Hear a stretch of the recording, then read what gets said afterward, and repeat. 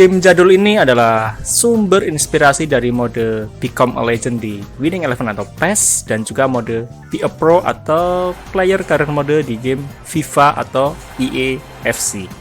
Oke, Markimul, mari kita mulai cerita tentang game Libero Grande. Libero Grande! Libero Grande adalah salah satu game sepak bola yang sangat unik pada masanya. Selain game Top Striker di Super Nintendo dan Captain Tsubasa atau Tecmo Cup di Sega Mega Drive. Untuk game Captain Tsubasa atau Tecmo Cup itu akan saya bahas lain kali, karena konsepnya sangat menarik. Oke, kembali ke Libero Grande. Game Libero Grande pertama kali dirilis di arcade pada tahun 1997 oleh Namco. Ini saat mereka belum gabung dengan Bandai. Dan kemudian dirilis versi PlayStation-nya pada tahun 1998. Dan karena cukup sukses, kemudian pada tahun 2000, Namco merilis Libero Grande 2 untuk pasar Jepang. Disebut juga Libero Grande Internasional untuk pasar Eropa. Game Libero Grande sendiri mengambil ide dasar dari game sepak bola Namco sebelumnya, yaitu Top Striker yang dirilis di Super Nintendo. Keunikan game Libero Grande dibanding game sepak bola lain pada masa itu ada pada konsep gameplay yang berani tampil beda. Dimana jika pada game sepak bola lainnya kita memainkan 11 pemain atau satu tim. Tapi pada Libero Grande kita hanya memainkan satu orang pemain saja.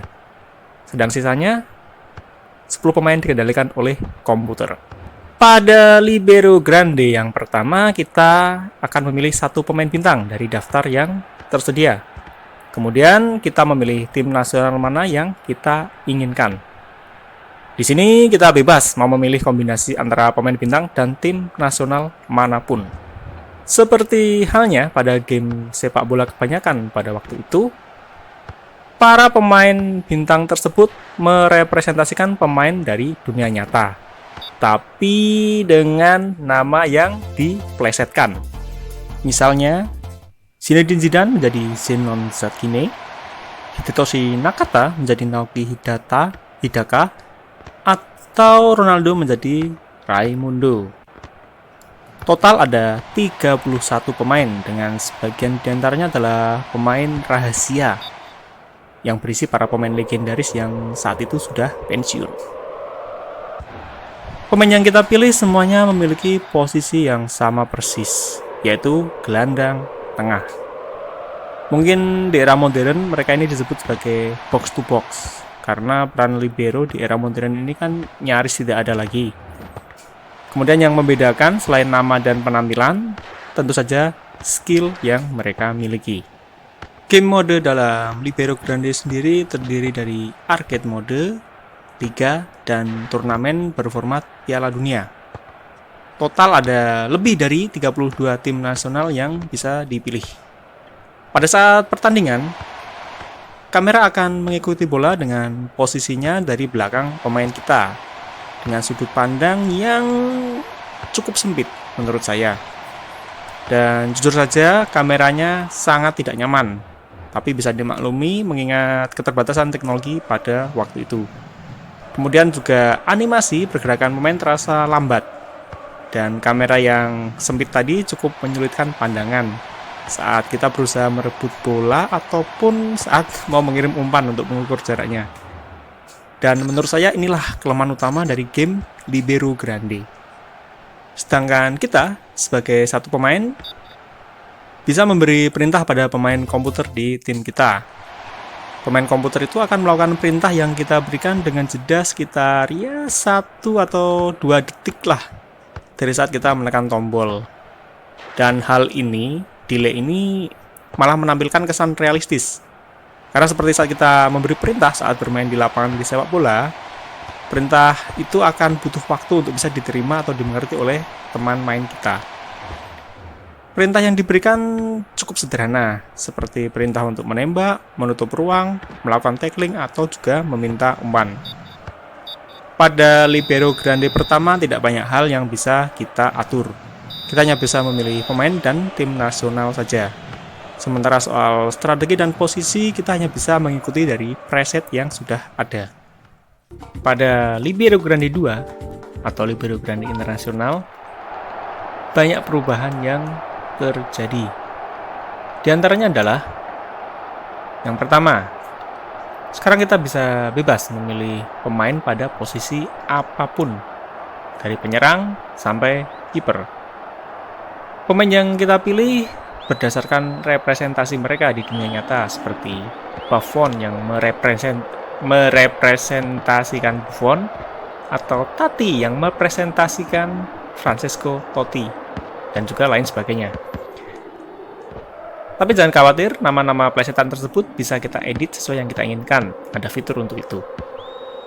Sedangkan yang kedua, sekarang kita bisa mengatur strategi tim sesuai yang kita inginkan, seperti mengubah formasi, mengatur line up, sampai menentukan siapa kapten tim.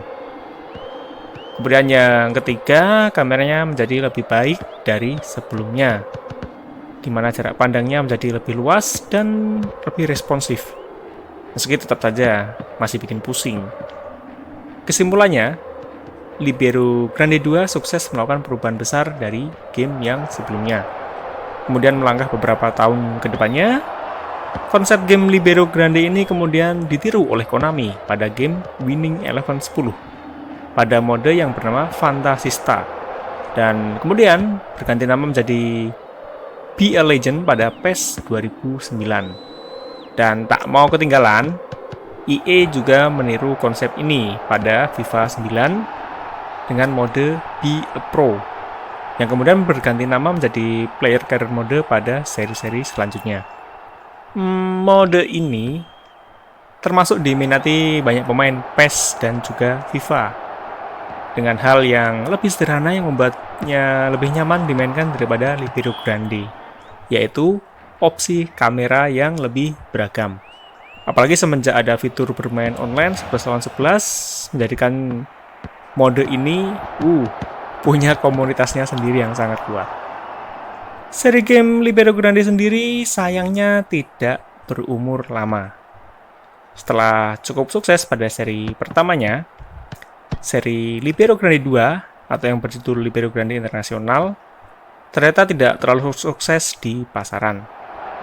Dan mungkin hal ini pula yang membuat Namco memutuskan untuk tidak melanjutkan membuat game olahraga lagi dan memilih fokus ke game-game sukses mereka seperti Tekken, Ridge Racer, ataupun Soul Calibur.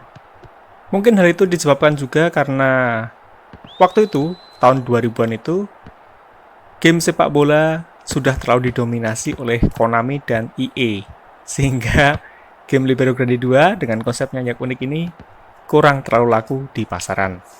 Dan memainkan kembali Libero Grande di tahun 2023, beberapa minggu yang lalu sampai sekarang, harus saya akui memperlihatkan secara teknis kalau game ini sudah sangat ketinggalan zaman.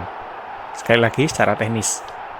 Tapi konsep dan ide gameplaynya tetap membuat game ini terasa fresh di antara duopoli FIFA atau EAFC dan PES ataupun eFootball saat ini.